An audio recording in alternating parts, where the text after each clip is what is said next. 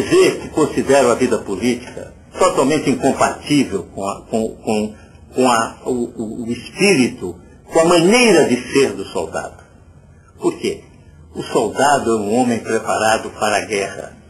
É um homem preparado para enfrentar o inimigo, para ter aliados e ter um inimigo, e para derrotá-lo.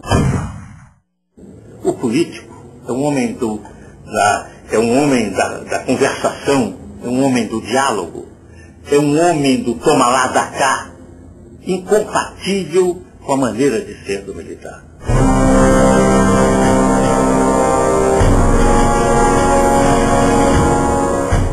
Bem, então, os militares foram políticos ao longo de toda a vida republicana, por quê? Primeiro, porque não havia democracia.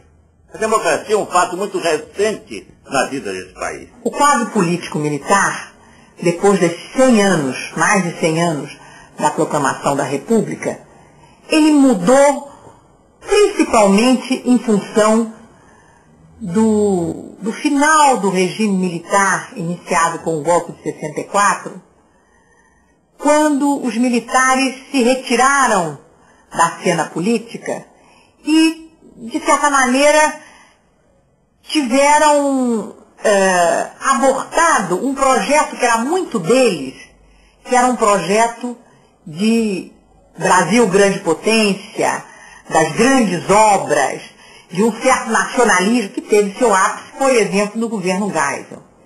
Esse tipo de intervenção militar hoje não encontra mais espaço nessa política de enfraquecimento do Estado, do neoliberalismo, etc.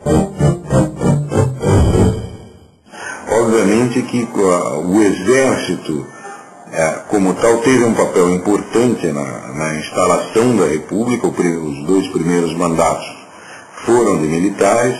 O Exército, na República Velha inteira, teve constantemente em revolta, sustentou a Revolução de 30, fez oposição ao regime no período democrático, 45, 64, houve várias tentativas de golpe. Portanto, é um século de presença dos militares na política.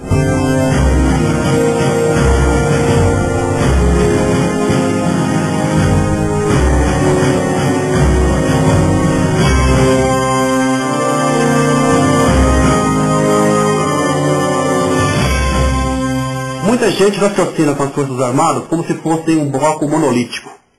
Nunca foram. Sempre houve correntes dentro das Forças Armadas.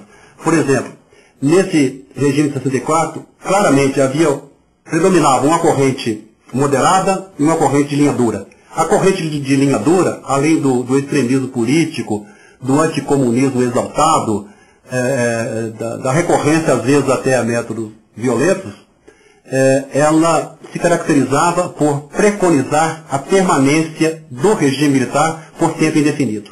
Já os moderados queriam que essa intervenção fosse breve e corretiva. Foi com esse discurso que Castelo Branco assumiu em abril de 64.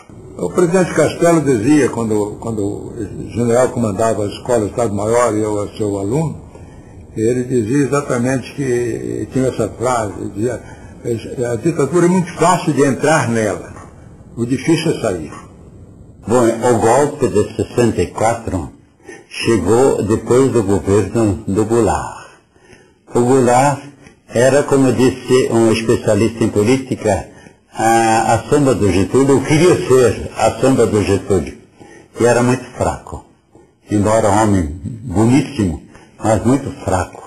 Então, todos nós temíamos que viesse no Brasil um período de anarquia e talvez até de comunismo, né? Então, quando veio aquela marcha, muitos bispos, a marcha da família com Deus, muitos bispos apoiaram aquele movimento.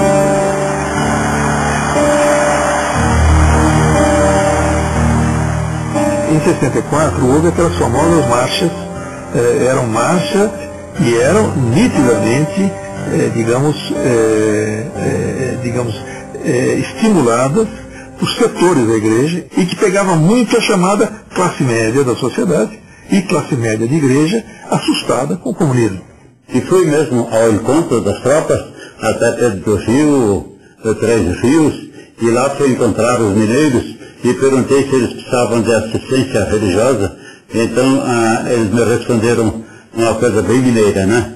Mineiro não é bobo, ele não quer morrer nem matar. Então nós vamos dar um passeio até o rio e vamos arrumar as coisas e depois nós voltamos para casa. O senhor pode ficar sossegado. Eu voltei então para casa, mas sempre com a simpatia de que não entraria nem a anarquia nem o comunismo.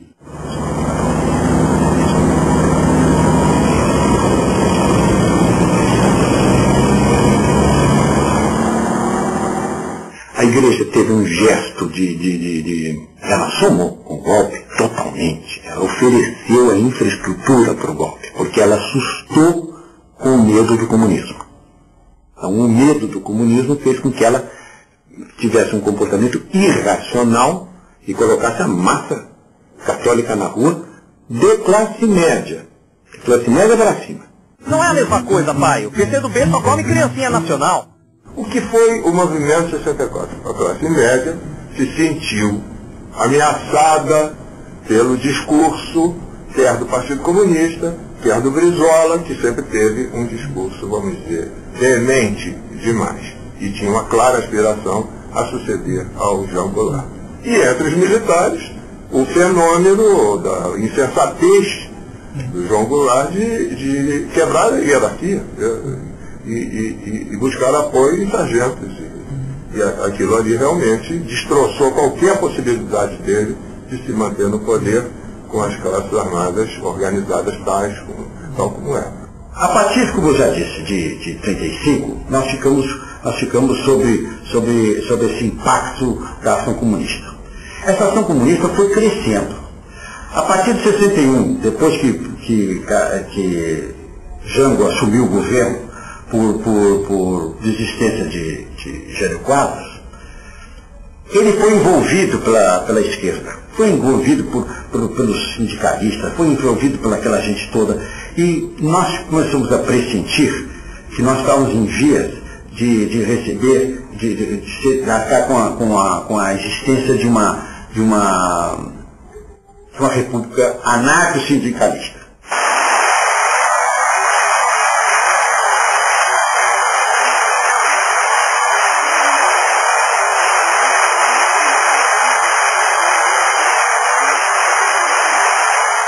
Praticamente todos os jornais estavam contra o Jango. Porque o desgoverno era total mesmo. Quer dizer, os jornais eram muito opinativos, não é mesmo? Eram muito engajados. O movimento de 64, o papel da imprensa para que se tornasse vitorioso foi tão importante quanto o dos militares. Até mais. A imprensa teve um papel decisivo. Veio o golpe, é uma coincidência. Quer dizer, o Brasil estava no centro do noticiário internacional. Então chega um cinema que ele se opõe àquilo tudo que está acontecendo, foi realmente uma grande revelação, né, para